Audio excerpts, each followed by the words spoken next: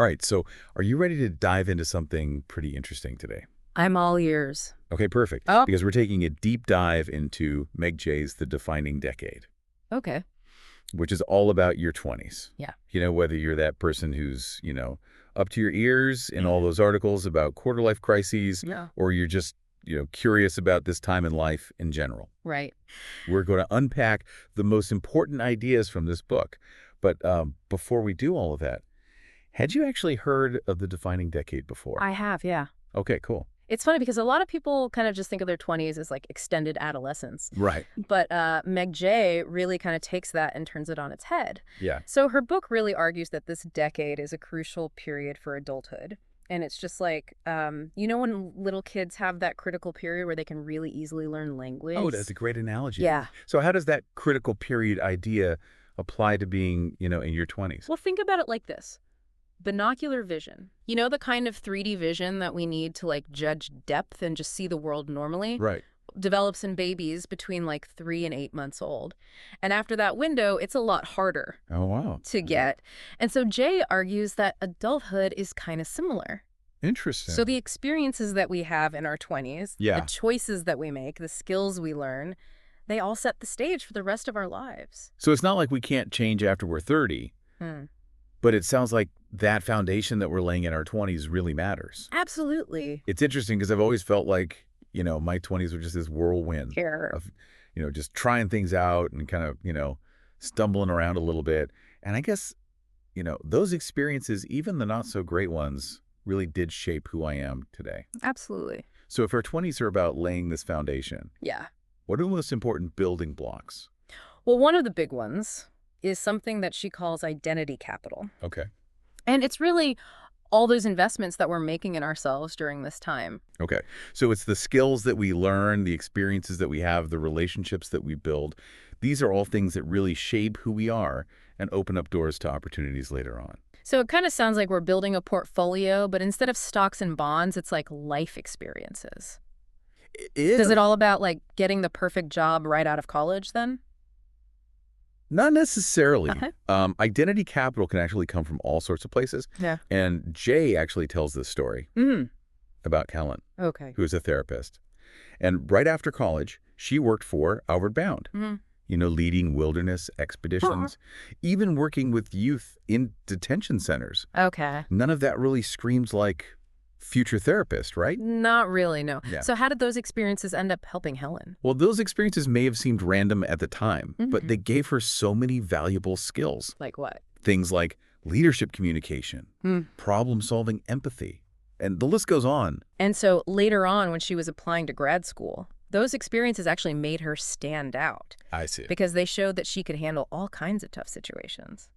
So it's like one of those secret pathways in a video game. It takes you off the main quest, but you end up with these amazing abilities. Exactly. So I guess it's not just about having, impressive job titles. It's more about just actively building a diverse set of experiences Exactly. during your 20s. And what's really interesting is that Jay points out that 2/3 of lifetime wage growth actually happens in the first 10 years of a career. Oh, wow. Yeah. That's huge. So even if you aren't in your dream job yet, the choices that you make early on have a huge impact on your future earnings. So even if those first few jobs feel like you're just, hopping from one to the other, Right. they're actually like setting the stage for your long-term financial success. It's not just about the here and now. Okay, so we've got this idea of identity capital. Okay. But Meg Jay also talks about networking. So what are some of the things that she highlights about social connections in our 20s? So one of the most fascinating concepts is the power of weak ties. Weak ties. Yeah, you might think that your close friends and family would be the most helpful for finding opportunities, right? Yeah, for sure, because they know you best and they want you to succeed. Right. But research actually shows that it's often those people we know less well, Real. like acquaintances or Right. people in different circles. They can often lead to those unexpected opportunities. That's kind of the opposite of what you would think. It is. There's actually a sociologist named Mark Granovetter, Okay. and he called this idea the strength of weak ties. Interesting. So why are those weaker connections sometimes better than our strong ties? Well, it's because those close friends are often too similar to us. I see. Same backgrounds, same social circles, same information. So they may not have access to opportunities that are truly new. Okay. And Jay even uses this term, The weakness of strong ties, Oh, wow. to really drive that point home. Okay. Yeah, that makes a lot of sense. Yeah. Because, our close friends might not be able to see outside our usual box, so to speak. Right. It's like you need a fresh perspective from someone who's on a totally different path. Right. And Meg Jay actually tells this great story about Cole and Betsy to illustrate this point. So Cole's kind of just coasting after college, working at a low-key job, hanging out with his buddies, and not really thinking too much about the future. Sure. But then at a party, he meets Bessie, who's an artist. Okay. And this is a total weak tie situation, right? Totally.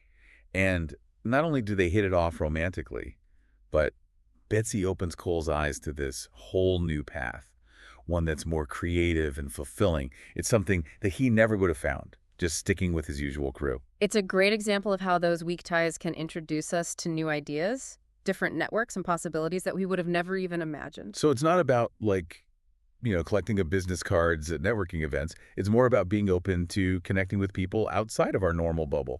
Because we really never know where those conversations might lead us. Right.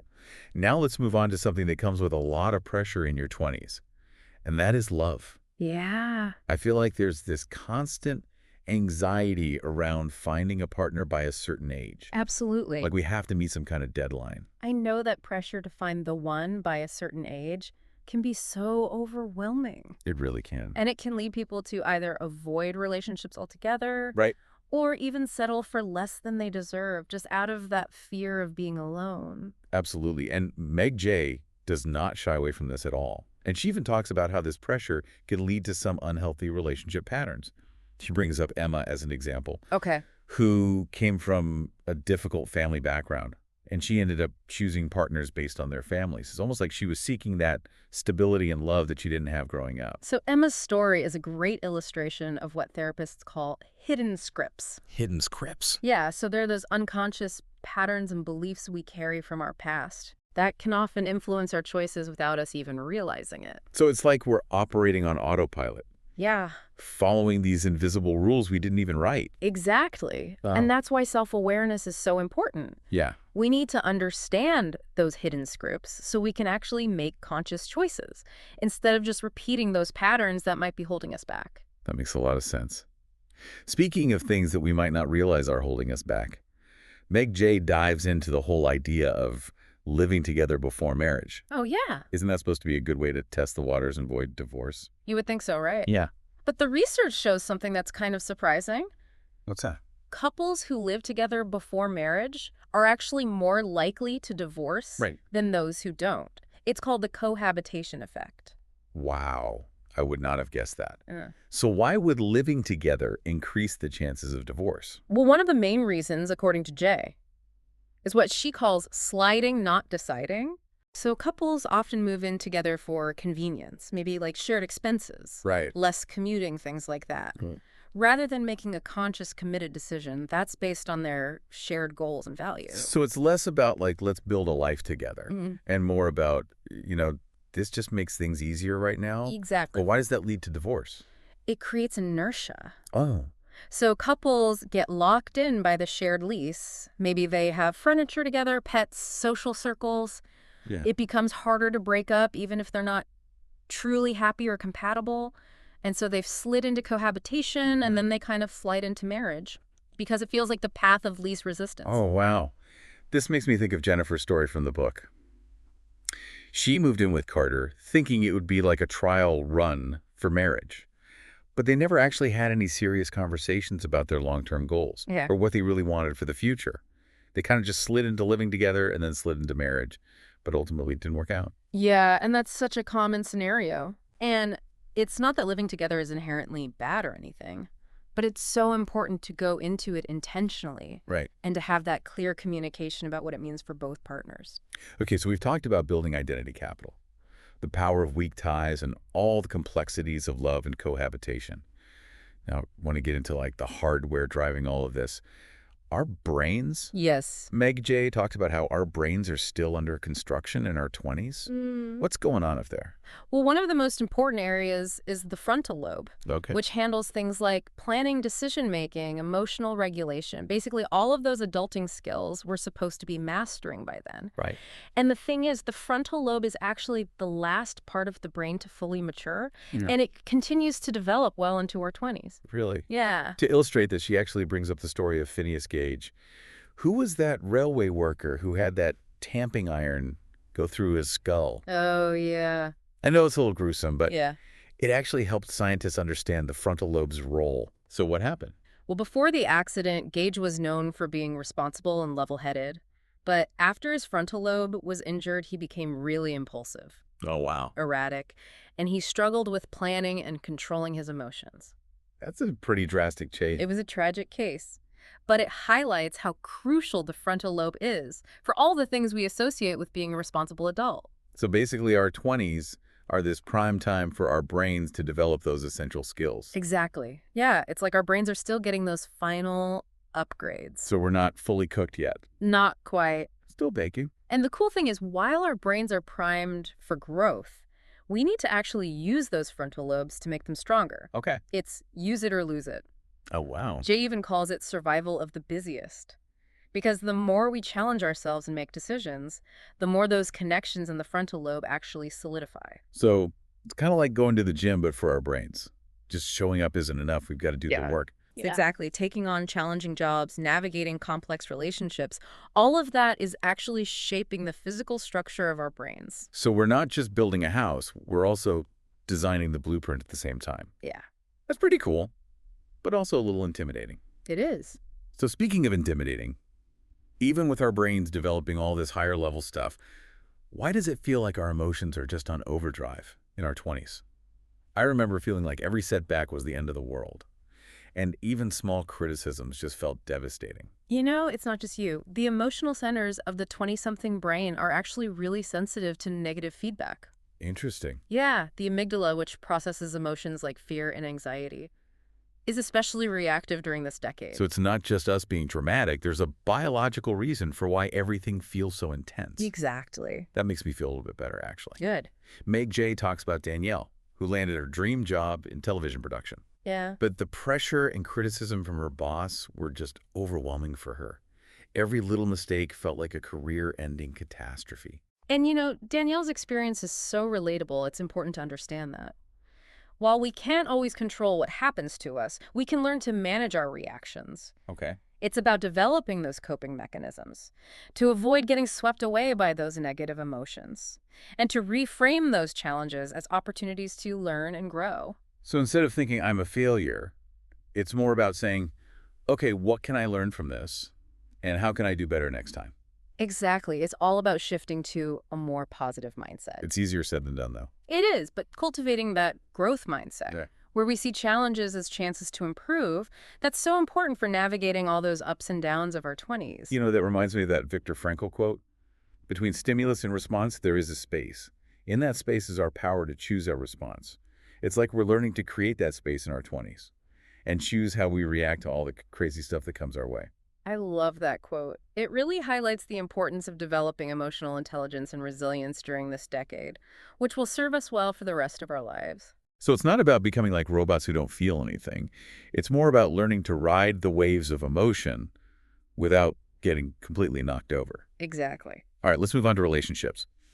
Meg Jay doesn't sugarcoat the challenges of navigating love in your 20s, especially with all that societal pressure to find the one and settle down. Yeah, it's true. There's this whole age 30 deadline thing. Yeah. That can create so much unnecessary anxiety. Right. It's like people think you have to find your soulmate, get married, and start having kids, all before you hit a certain age. Right. And that pressure can make people do some crazy things, like they either avoid relationships altogether or they end up settling for way less than they deserve just because they're terrified of being alone. And that's why Meg Jay really encourages a different approach. Okay, what's that? It's not about frantically searching for the one. It's more about focusing on building the skills and the self-awareness that are necessary to create a healthy, fulfilling relationship, regardless of when that actually happens.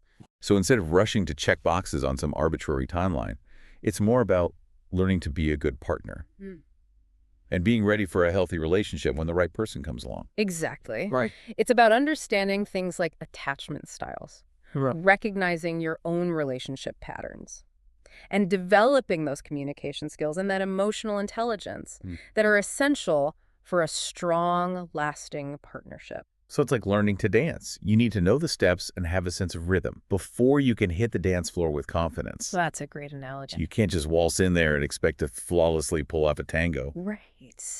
Meg Jay also emphasizes how important it is to be intentional about our choices in love.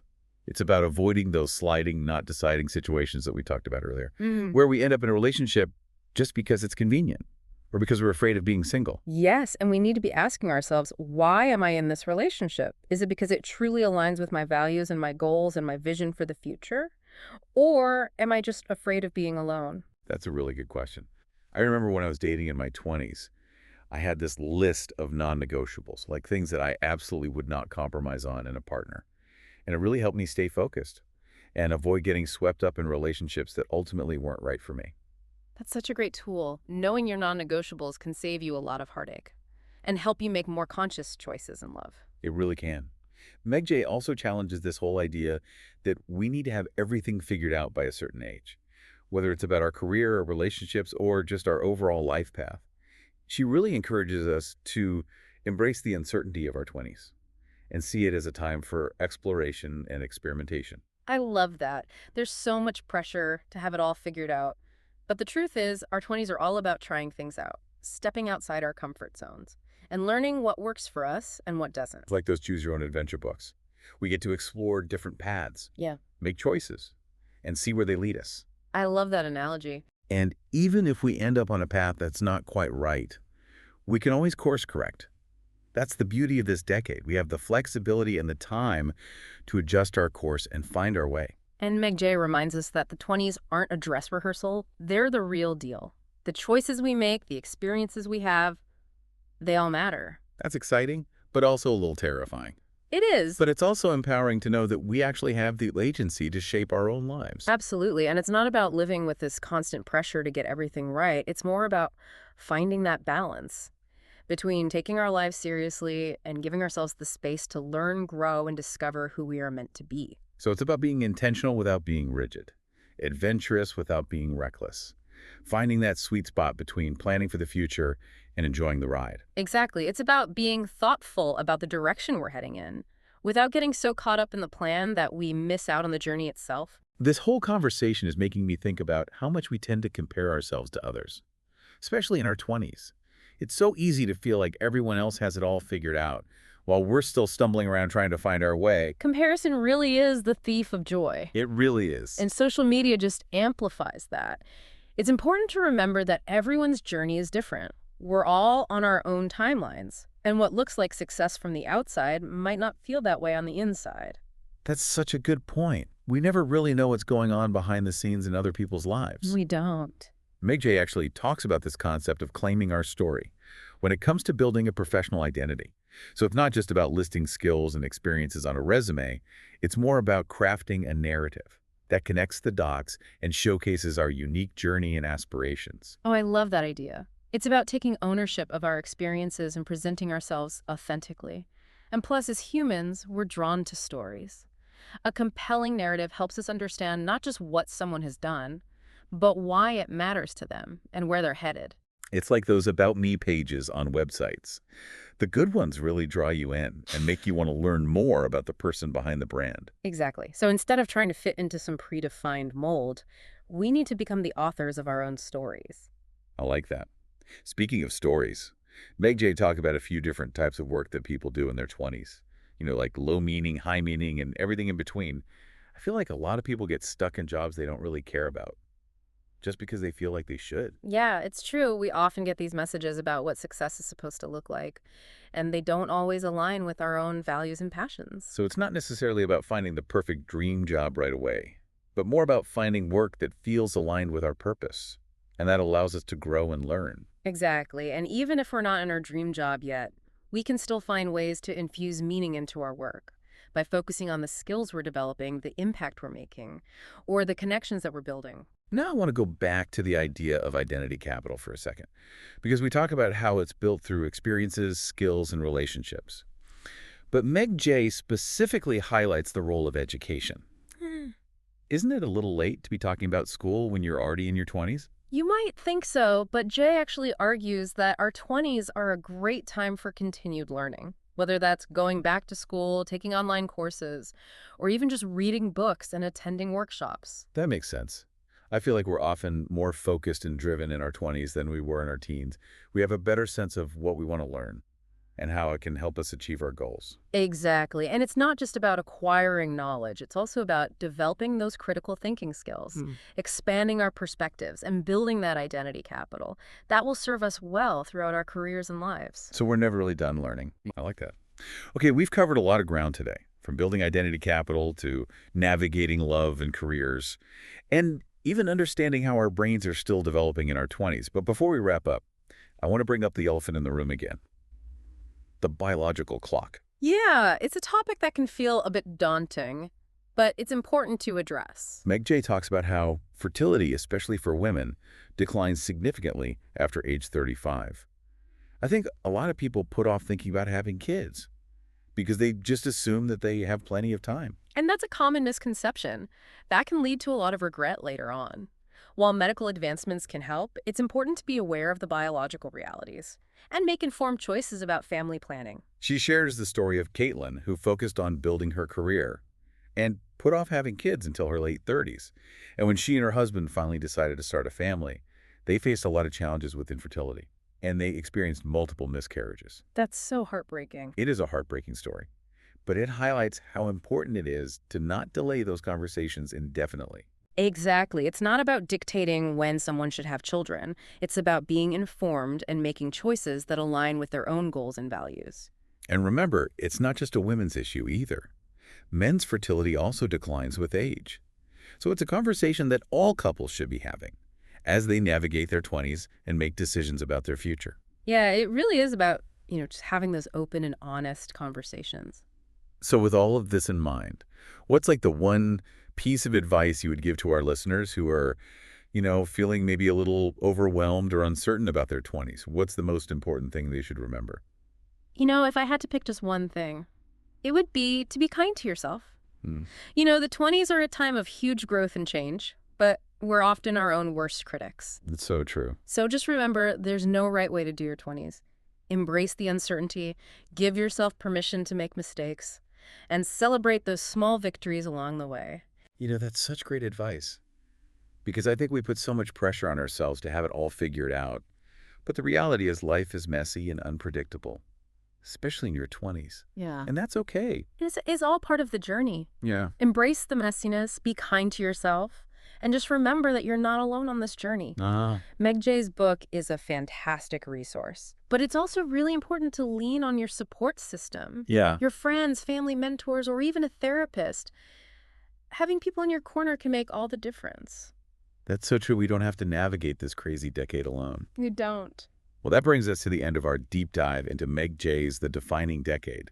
We hope you've gotten some valuable insights from this, and that you feel inspired to kind of embrace all the possibilities of this crazy time in your life. Remember to invest in yourself, build those meaningful connections, explore different paths, and make choices that align with your values and aspirations. But most importantly, just be kind to yourself along the way. Yes. Thanks for joining us, and until next time, keep on exploring.